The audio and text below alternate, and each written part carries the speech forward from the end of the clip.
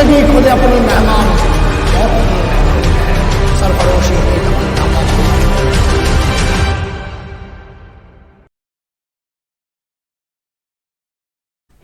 Hello students, welcome to the YouTube channel of Civil Defense Academy Lucknow. Now I am going to discuss a chapter that is area under curve. ठीक है, तो अगर area under curve के बारे में बात करते हैं तो अभी हमने जो लास्ट वाला वीडियो किया था, ठीक है, वो हमारा था डेफिनेट इंटीग्रेशन.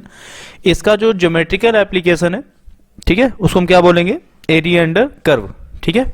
अच्छा, बहुत सारे कर्व होते हैं, जैसे हम बात करते हैं साइन एक्स की, तो साइन एक्स के बारे में अगर थोड़ा सा देख लें तो इसके जो एक फ्लिप का एरिया होता है ना, वैसे तो जो हाफ फ्लिप होगा ना, एक साइकिल पूरे की बात नहीं कर रहा है, एक फ्लिप की बात कर रहा हूं. ठीक है, मतलब ये 0 से लेकर पाई तक के पॉइंट पे है ना, ये कितना होता है, पाई.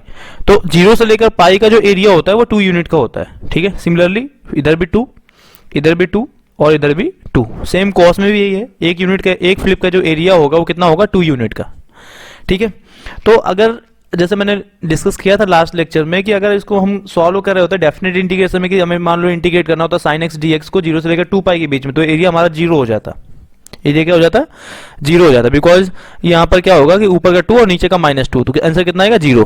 बट यहाँ पर अगर बात करेंगे एरिया अंडर कर्व में, तो इसका एरिया जो टोटल एरिया आएगा 4 आएगा, बिकॉज एरिया को तो निगेटिव दे नहीं सकते ना. 2 ये हो गया और 2 नीचे वाला हो गया, तो कितना हो गया, 4. ठीक है, तो ये थोड़ा सा डिफरेंस है दोनों में, तो इन बातों को थोड़ा सा ध्यान रखेंगे. ठीक है, चलिए अब आते हैं चैप्टर में, स्टार्ट करते हैं इसको. Area under curves. ठीक है, तो the area bounded by the Cartesian curve y equals to fx. ठीक है, x axis and coordinate x equals to a and x equals to b is given by this. ठीक है. अच्छा, इसको मैं थोड़ा सा अपने तरफ से इलस्ट्रेट कर देता हूं इस चीज को, कि सपोज दैट ना, जो ये आपके पास ग्राफ आपको दिख रहा है,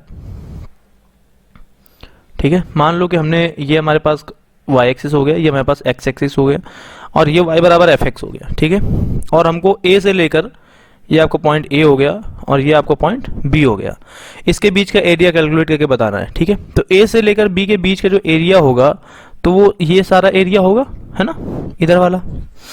तो इसको कैलकुलेट करने के लिए क्या करना पड़ेगा, सपोज दैट हमने क्या किया है कि इसके बीच में कोई एक स्लिट ले लेते हैं, एक पतली सी स्लिट ले रहा हूं मैं, फॉर एग्जाम्पल कुछ ऐसे करके कि एक मैंने ये स्लिट कट कर ली इतनी. ठीक है, ओके. अब इसके बाद में मैं क्या कर रहा हूं कि इसका ये जो एक्स एक्सिस था, तो ये जो स्मॉल एरिया होगा ना, मतलब स्मॉल जो लेंथ होगी ये वाली, इसको मैंने dx बोल दिया. इसको मैंने क्या बोला बेटा, dx. ठीक है, और इधर ये y हो गया, तो इस स्लिट का एरिया क्या होगा, y इंटू dx. क्या होगा, ऑब्वियसली y इंटू dx होगा. और अगर ऐसी मैंने a से लेकर b के बीच में यहां पर और यहां पर इनफाइनाइट स्लिट बना दी और उन सब का एरिया मैंने ऐड कर दिया, तो क्या इस a से लेकर b तक का पूरा fx का एरिया नहीं आ जाएगा, ऑब्वियसली आ जाएगा, है ना. तो अब अच्छा, सम करने के लिए हमेशा यहां पर जो हम इंटीग्रेशन का साइन जो होता है वो एक सम का ही तो साइन होता है, ऐसे. ठीक है, ये s को ही थोड़ा सा स्ट्रेच किया गया है, ये बेसिक कंसेप्ट है. ठीक है, और ऐसा नहीं कि मैं अपनी तरफ से बना रहा हूँ कुछ, कि अपनी थियरी मैंने कोई यहाँ पर बताई है, ये मैथमेटिकली प्रूव्ड है कि जो s होता है वो समेशन का साइन होता है, उसी को उन्होंने थोड़ा सा स्ट्रेच करके इंटीग्रेशन का साइन बनाया गया था. ठीक है, तो इस स्लिट का जो एरिया होगा, चूंकि रेक्टेंगल जैसा कुछ दिख रहा है. ठीक है, अच्छा एक बात और, ये जो dx लेंथ है ये बहुत ही माइनर लेंथ होती है. ठीक है, क्योंकि सोच सकते हो कि सर, आप बोलोगे सर रेक्टेंगल तो कुछ ऐसा होता है ना, और यहां पर तो कुछ इस टाइप की शेप बन रही है ऊपर ऐसे. ठीक है, तो ये जो एरिया होगा ना बहुत ही माइनर होगा, एकदम नेग्लिजिबल टाइप का. ठीक है, तो उसको वहां पर नेग्लेक्ट भी कर सकते हैं. तो इनफाइनाइट स्लिट ऐसे आएंगी तो एरिया और भी छोटा हो जाएगा, है ना. जो थोड़ा सा एक्स्ट्रा एरिया आ रहा है वो बहुत ही माइनर एरिया है, उसको हम नेग्लेक्ट कर सकते हैं. और जो हमारा टोटल एरिया आएगा वो अप्रोक्सीमेट नहीं कहूंगा, ये समझ लीजिए कि बहुत ही एक्यूरेट जो आएगा, एकदम एग्जैक्ट तो नहीं, बट थोड़ा सा मे भी डिफर हो सकता है, बट यहाँ पर हम लेते हैं उसको. ठीक है, कि ये कंप्लीट एरिया इसका होगा. ठीक है, तो ये मैथ्स की थोड़ा सा ये समझिए कि कंसेप्ट हैं. ठीक है, जिनकी हेल्प से देखिए एक कर्व के थ्रू भी हमने एक एरिया जो आपका इनक्लोज्ड एरिया था, कवर्ड एरिया था, उसको हमने कैलकुलेट कर लिया. ठीक है, जबकि हमें ये भी नहीं पता कि इसकी शेप एक स्टैंडर्ड शेप है भी या नहीं है. सर्कल है, पैराबोला है, उनके लिए तो एक स्टैंडर्ड शेप है, बट यहाँ हमने जनरली बात की किसकी, y बराबर fx की. ठीक है, तो यही बेटा यहाँ पर फॉर्मूला लिखा गया है कि एरिया बराबर क्या होगा y इंटू डी एक्स, और उसको इंटीग्रेट किया गया है a से लेकर b तक, ठीक है। तो y बराबर एफ एक्स की वैल्यू पुट कर दी है मैंने यहाँ पर, ठीक है। So when we are putting y is equal to f x, then we will integrate a to b y d x equal to a to b f x d x, ठीक है, and you will get your final answer, right. चलो next point पे आते हैं। For example अगर मान लो यही वाला ग्राफ जो हमारे पास था ये x में ना बन करके y एक्सिस में कुछ ऐसा बना होता, ठीक है। So let's consider this graph, ये आपका y एक्सिस हुआ, this is your x axis, और y इक्वल एफ एक्स कुछ ऐसा है, ठीक है। तो सिंपली फिर यहां से ऐसे ये a हो गया और ये आपका b हो गया, this point is a and this point is b, ठीक है। अब फिर से हमको इसको इंटीग्रेट करना है तो क्या करना पड़ेगा, फिर से यहाँ पर हम एक स्लिट बनाते हैं। तो ये आपकी स्लिट हो गई, इसका जो एरिया होगा, लेंथ जो होगी ये dy हो गया, और इसकी विड्थ होगी वो कितनी हो गई, x हो गई, ठीक है। तो इसका जो टोटल इस रेक्टेंगल का एरिया आएगा जो हमने पतली से स्लिट ली है यहाँ पर ये, ठीक है, इसका कितना हो जाएगा x into d y, x into d y. अब x इंटू डी वाई, और यहाँ पर x की जगह पर हम क्या ले सकते हैं, पूरा फंक्शन जो होगा हमारा एफ एक्स उसको हम पुट कर सकते हैं और इंटीग्रेट कर लेंगे, ठीक है। चलिए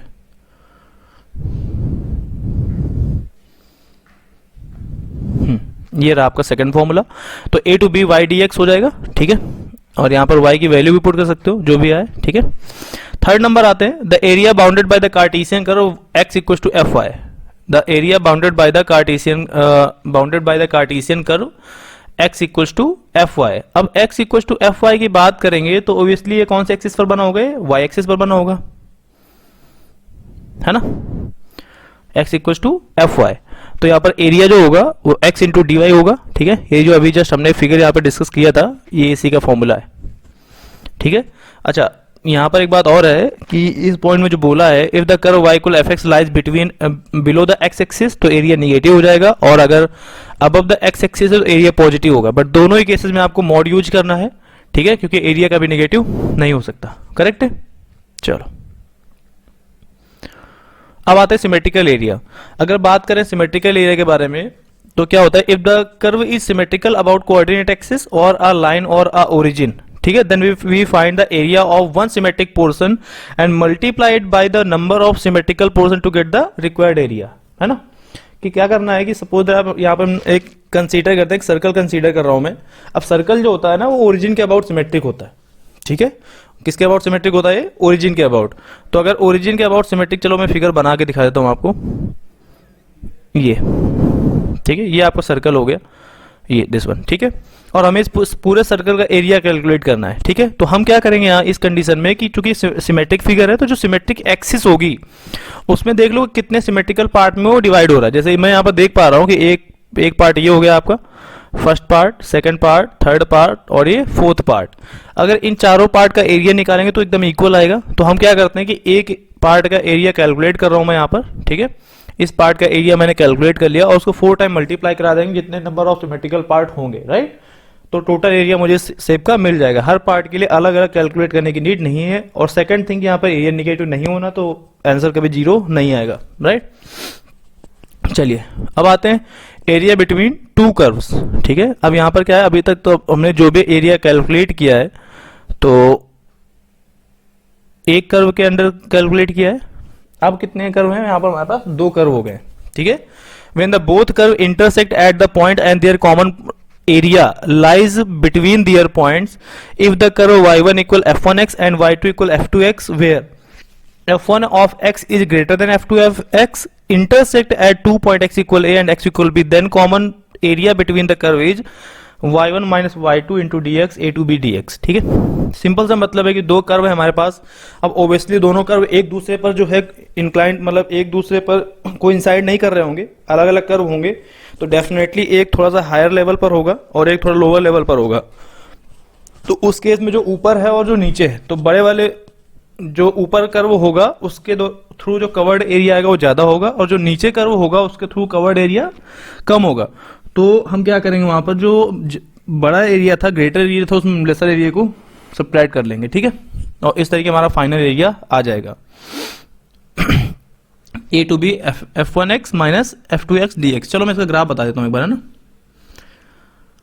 ये आपके y एक्सिस है, this is your x axis, यहां पर अगर मैं बात करूं, ये आपका सपोज पहला कर्व हो गया, दिस इज y1, और ये आपका हो गया दूसरा कर्व, ठीक है। तो इनके बीच के जो कवर्ड एरिया होगा वो ये वाला एरिया होगा, और इनका जो पॉइंट ऑफ इंटरसेक्शन है इसको मैंने बोल दिया है, this is a and this is b, ठीक है।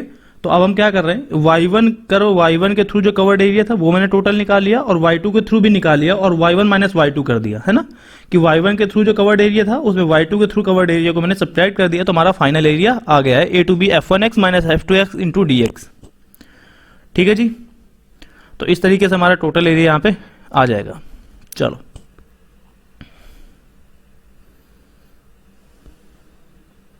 हाँ, ये फिगर इसका बना हुआ है, ठीक है, समझ सकते हैं इसको आप। चलिए नेक्स्ट आते हैं, when two curve intersect at a point and the area between them bounded by x axis, ठीक है, area bounded by the curve y equal f1x, y2 equal f2x and x axis is this, ठीक, कुछ इस तरीके का है ना, कि यहाँ पर दो कर्व थे, y बराबर f1x एंड f2x, और नीचे x एक्सिस है कुछ। तो यहाँ पर दो केस है यार, कि f1x के थ्रू जो कवर्ड एरिया है ना, जस्ट 1 सेकेंड, देखो ध्यान से, यहाँ पे इस वाले एरिया को आप कैलकुलेट कर लो इंटीग्रेशन से, और इसको तो हम ज्योमेट्रिकली भी कैलकुलेट कर सकते हैं ना, ट्रायंगल जैसा बन रहा है तो 1/2 बेस इंटू हाइट हो जाएगा, ठीक है। और उनका पॉइंट ऑफ इंटरसेक्शन यहाँ पे कैलकुलेट किया ही गया है, तो ए से लेकर अल्फा तक और अल्फा से लेकर बी तक जाओ भाई, ये वाले पॉइंट जो है हमारे पास बेटा, एक ये वाला पॉइंट और एक ये वाला पॉइंट, ये बी है और ये पॉइंट ए है, ठीक है।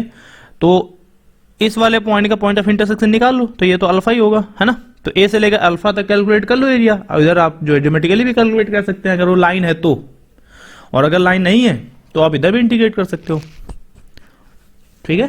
चलो नीचे लिखा हुआ है, where p alpha comma beta is the point of intersection of two curves. Next आते हैं पॉजिटिव एंड नेगेटिव एरिया। अभी मैंने बताया था कि एक्स एक्सिस के जो ऊपर का एरिया होगा, area is always taken as the positive if some part of area lies above the x axis and some part lies below the x axis, then the area of two parts should be calculated separately and then add their numerical values to get the desired area, ठीक है। हम उनके numerical सम को add करेंगे, ना कि algebraic sum को। Algebraic sum में क्या होता है, पॉजिटिव नेगेटिव होते हैं, बट न्यूमेरिकल सम में पॉजिटिव नेगेटिव नहीं होते। क्लियर है। नेक्स्ट आते हैं कुछ इंपॉर्टेंट रिजल्ट्स हैं, ठीक है, जैसे alpha to beta dx by root over x minus alpha into beta minus x, और बीटा जो है वो अल्फा से बड़ा है, तो इसका आंसर सीधे सीधे कितना होता है बेटा, पाई। आप इनको एज ए फॉर्मूले याद कर लो, ठीक है, कि अल्फा से लेकर बीटा तक dx by x minus alpha into beta minus x, ध्यान रखना x माइनस बीटा नहीं है, बीटा माइनस एक्स है, ठीक है। तो जो एरिया होगा वो कितना होगा,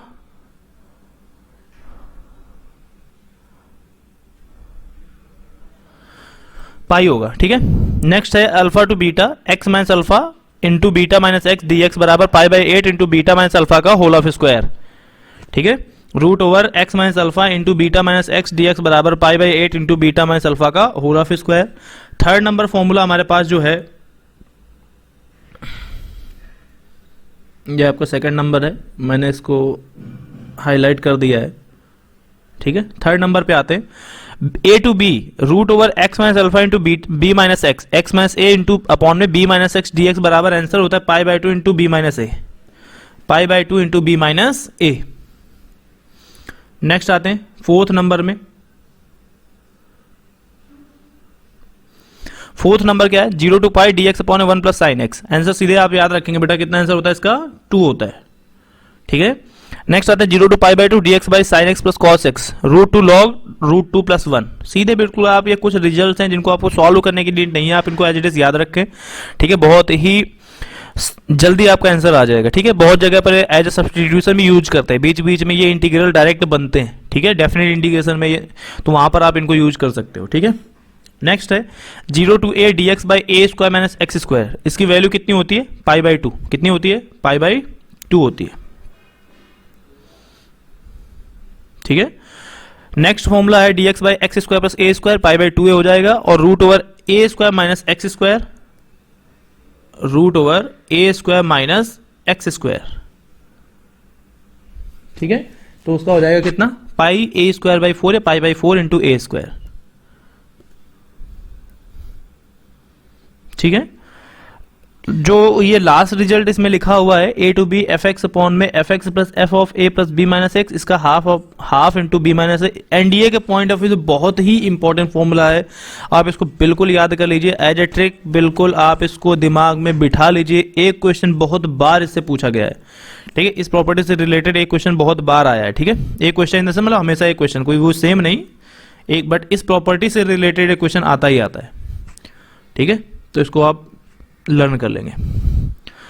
अच्छा, area of the region bounded by y square equal 4x and x square equal 4by, ठीक है। मतलब दो पैराबोला है, एक एक्स एक्सिस के अबाउट सिमेट्रिक है और दूसरा वाई एक्सिस के अबाउट सिमेट्रिक है। तो उन दोनों का जो इंटरसेक्शन बनेंगे उनके बीच, भाई एक पैराबोला कुछ ऐसे है, ओह जस्ट 1 सेकेंड,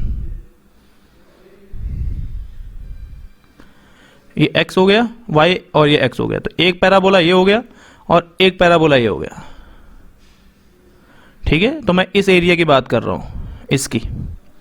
तो ये जो एरिया होगा ये कितना होगा 16ab/3, कितना होगा 16ab/3। बाकी अगर आपको कैलकुलेट करना दोनों का पॉइंट ऑफ इंटरसेक्शन निकालिए, एक पॉइंट ऑफ इंटरसेक्शन सीधे 0,0 आएगा, दूसरा जो आएगा वो ये वाला पॉइंट होगा, ठीक है। उसको कैलकुलेट करने के बाद में आप क्या करेंगे, जो है उस लिमिट पर जाकर उसको इंटीग्रेट कर देंगे, ठीक है। वो भी f1x माइनस f2x वाला फॉर्मूला इसमें लगेगा, ठीक है। चलो नेक्स्ट आते हैं area of the region bounded by y square equal 4ax and y equal mx, not c, right, only mx। मतलब ओरिजिन से पास होने लाइन इंटरसेप्शन उसका कितना होगा 0। तो उसका आंसर होता है 8a² / 3m³, 8a² / 3m³, ठीक है।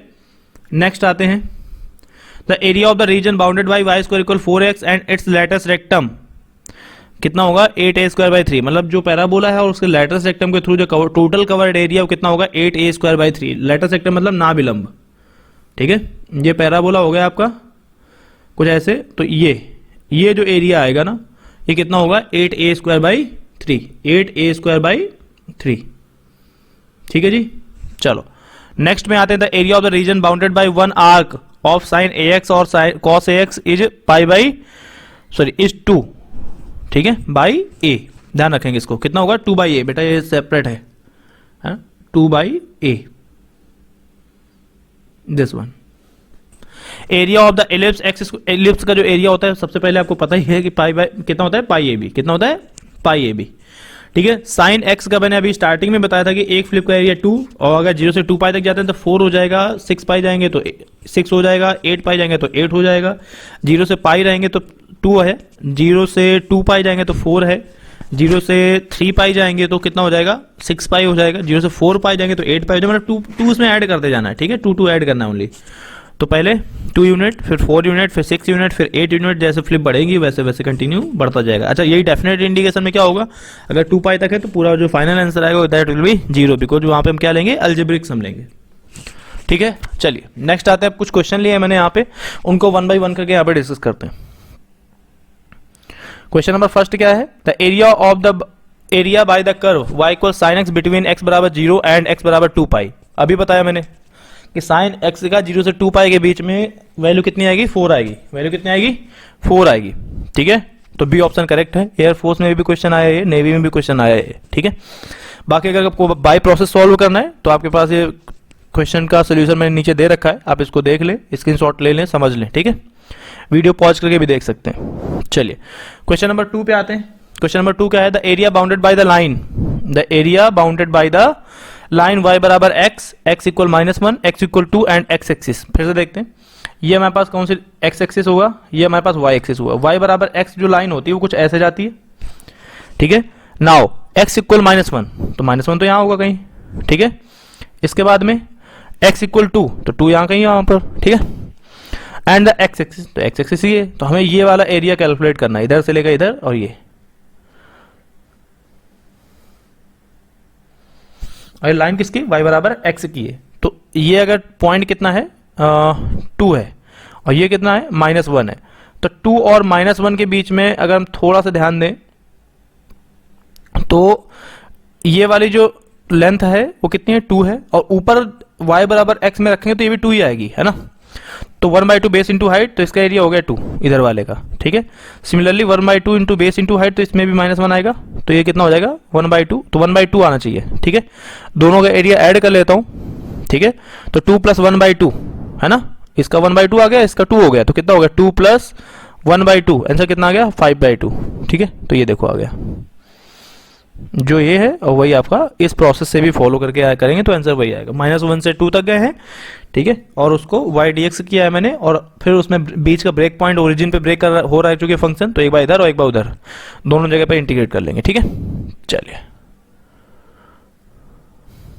हाँ ये नीचे बना हुआ है। ठीक है, चलो क्वेश्चन नंबर 3 पे आते हैं भाई। The area between the curve y equal cos x and x axis and 0 less than और इक्वल टू x।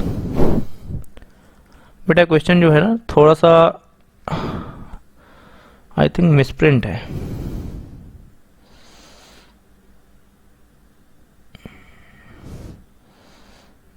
इसमें जो एरिया है ना बेटा, हमें 0 से लेकर 2 पाई के बीच का एरिया बताना है। ठीक है, बस सिंपल सा मतलब ही, यहाँ पर लिमिट जो है वो थोड़ा सा देने में, टाइप करने में थोड़ी प्रॉब्लम हुई है, तो आप इस चीज़ को थोड़ा ध्यान रखेंगे।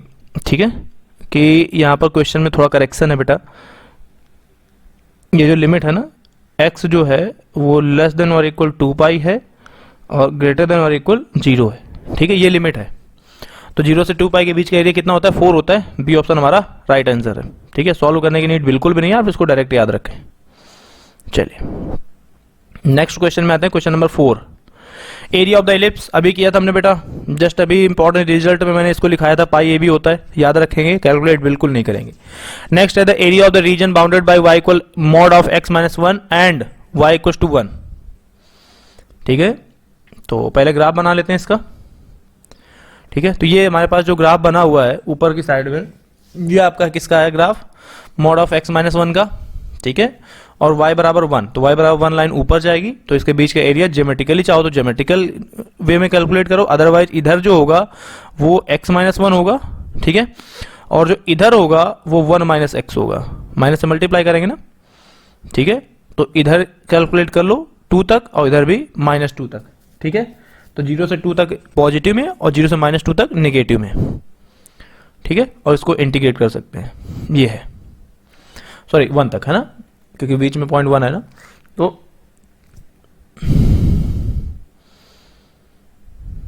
बेटा ये जो ग्राफ है ये एक्चुअली में मॉड ऑफ x माइनस 1 का ग्राफ नहीं है। ठीक है, सॉरी फॉर दैट, ये जो ग्राफ हमारे पास बना हुआ है ये एक्चुअली में ये x एक्सिस यहाँ पर नहीं आएगी। अच्छा सही है, ओह सॉरी बेटा, यहाँ पर ना y एक्सिस यहाँ पर है। ठीक है, एकदम करेक्ट है, ये वाला पॉइंट 1 है, ये वाला पॉइंट कितना है 1 है। ठीक है, अब करेक्ट है, ट्रांसफॉर्मेशन हुआ है, नो इशू। ठीक है, तो आप कैलकुलेट कर सकते हैं, एक बार कहाँ तक 0 से लेकर 1 तक, एक बार 1 से लेकर 2 तक। ठीक है, एक बार इस रीजन में और एक बार इस रीजन में। ठीक है, और इंटीग्रेट कर लेंगे, इधर पॉजिटिव में और इधर ये नेगेटिव में रहेगा। चलिए नेक्स्ट क्वेश्चन में आते हैं, क्वेश्चन नंबर 6।